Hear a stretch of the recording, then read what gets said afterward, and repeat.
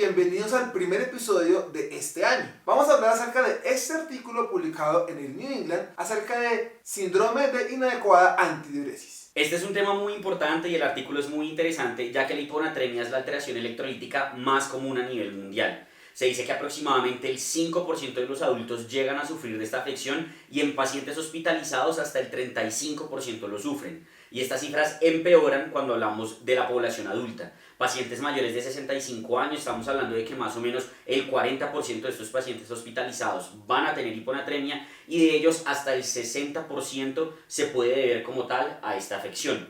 En teoría, o lo que se propone de por qué los pacientes ancianos tienen más esta enfermedad es porque son más comórbidos, que vamos a ver ahorita en las etiologías que esto es importante, y también porque de por sí la edad altera el adecuado funcionamiento de la hormona antidiurética. ¿Cómo es esa fisiología de la hormona antidiurética? Entonces, hay que tener en cuenta que la hormona antidiurética tiene un lugar de secreción y un lugar de acción. Se secreta a nivel del sistema nervioso central y actúa a nivel del riñón sobre los túbulos colectores, cuya función va a ser reabsorber agua. Esa va a ser la función neta de la hormona y de ahí su nombre.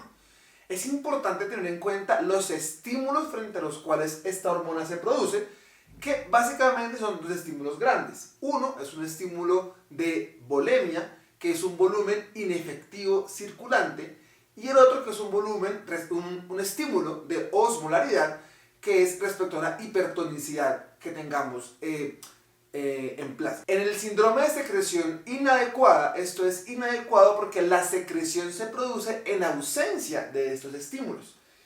Y la pregunta sería entonces, ¿qué hace que yo tenga secreción inadecuada de esta hormona? Cuando uno se pone a leer y el artículo dice casi todo, ¿no? Pues básicamente. Pero digamos que hablan como de 4 categorías principales que deberíamos tener en cuenta y en orden de prevalencia, o sí, realmente la más común de todas son las neoplasias, el cáncer, hasta en el 24% aproximadamente. Y aquí recordar que los tipos de neoplasias más comunes son cáncer de pulmón de célula pequeña y cabeza y cuello.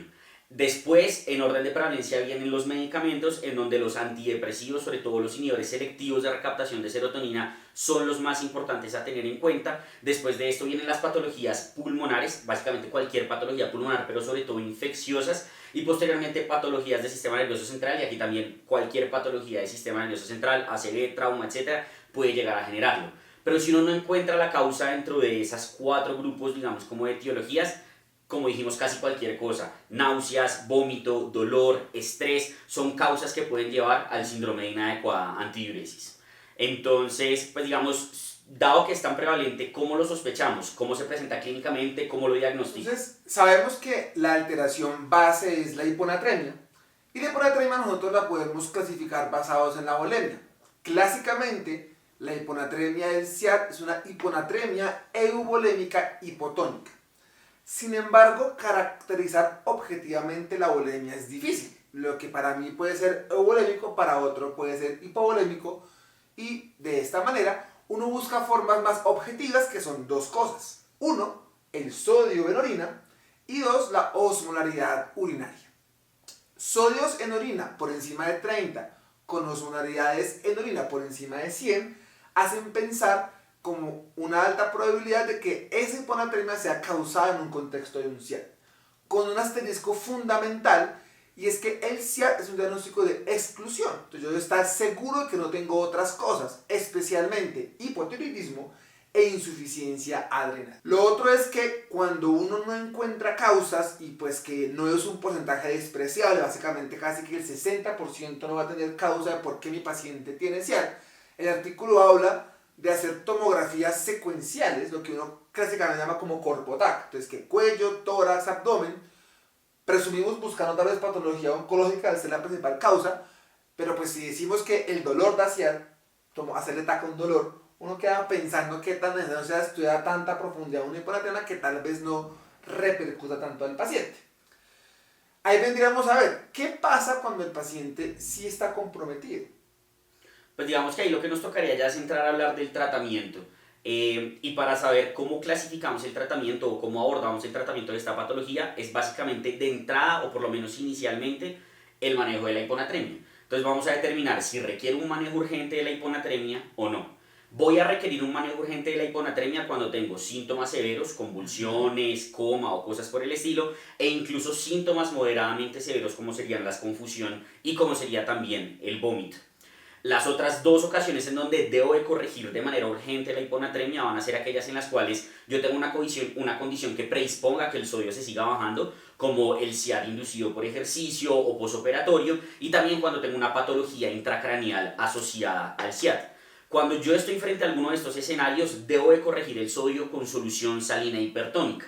El artículo nos habla de que podemos utilizar infusión, de que podemos utilizar bolos de solución salina, pero cuando uno mira tanto las guías americanas como las europeas, realmente lo que recomiendan son los bolos. Aplicar aproximadamente 3 bolos de 100 a 150 cc de solución salina hipertónica y con eso uno busca subir aproximadamente 4 a 6 mil equivalentes el sodio. ¿Cuál es el problema que deja el artículo como acotación a utilizar los bolos? Que uno podría llegar a inducir una sobrecorrección del sodio y aumentar el riesgo pues, de desmielinización osmótica que puede llegar a ocurrir. Y por eso mismo, en ese mismo apartado del manejo urgente, hablan de los límites que siempre tenemos que tener en mente cuando vamos a corregir agresivamente el sodio. Y clásicamente hablamos de un límite de 10.000 equivalentes de sodio en 24 horas y 18.000 equivalentes de sodio en 48 horas. Pero pues esto puede variar dependiendo, por ejemplo, de si tengo un alto riesgo de desmielinización, pacientes con sodio extremadamente bajo, pacientes que tienen un volumen circulante efectivo bajo y por ende si yo les corrijo la volemia, les puedo pues digamos como volver a retornar o suprimirles más bien esa producción de ADH por disminución de volumen circulante efectivo, pacientes con alteración de potasio, entre otras. Si yo no estoy en esas, pues digamos que ya entramos al manejo no urgente. ¿Cómo haríamos ese manejo? Entonces ya el manejo no urgente, podemos tener, digamos, 5 pilares, o sea, 5 opciones que vamos a usar de forma secuencial. La más importante radica en la restricción hídrica, que es la que clásicamente conocemos que buscamos utilizar, teniendo en mente que la elevación que uno espera con restricción hídrica no es una elevación rápida. Estamos hablando de 1 a 2 mil equivalentes cada 3 o 4 días aproximadamente. Y que hay unos predictores para que esta restricción hídrica pueda tal vez no funcionar. Y es ese paciente que tiene un gasto urinario por debajo de 1.5 litros en 24 horas o que su osmolaridad en orina está por encima de 600. Puede que ahí no sea la mejor opción o puede que pues no tengamos la respuesta esperada. Otra opción que podemos tener diferente a la restricción hídrica son los suplementos de sal, o sea las tasas específicas de sal oral, o también la urea, en búsqueda de manejar esa parte o como afectar la tonicidad que se estaba generando como en el plasma. Y la otra opción que tenemos cuando no tenemos respuesta a estas opciones es el tolvaptan, que actúa como un inhibidor directo del receptor de la antidiurética a nivel del riñón, pues afectando pues, la acción que ésta podría tener. Y como una quinta opción, y como casi en todas las enfermedades que está pasando, el ICGLT2, por su mecanismo de acción a nivel del túbulo proximal, también nos podría tener un impacto favoreciendo el control de síntomas. Algo que discutíamos ahorita cuando estábamos como analizando este artículo es, bueno, realmente uno cuando ya está en la práctica clínica, ¿cómo repone el sodio realmente? Sobre todo en ese paciente no urgente, que a uno siempre le han enseñado las fórmulas y de hecho el artículo habla de la fórmula de Droguema Díaz y dice que uno podría llegar a utilizarla, pero cabe aquí mencionar que realmente ni las guías americanas ni las guías europeas favorecen la utilización de esta fórmula ya que es muy inexacta. Entonces termina siendo muy empírico pues realmente el asunto. Con esto terminaríamos entonces este capítulo del artículo, esperamos que les haya gustado y que les haya servido.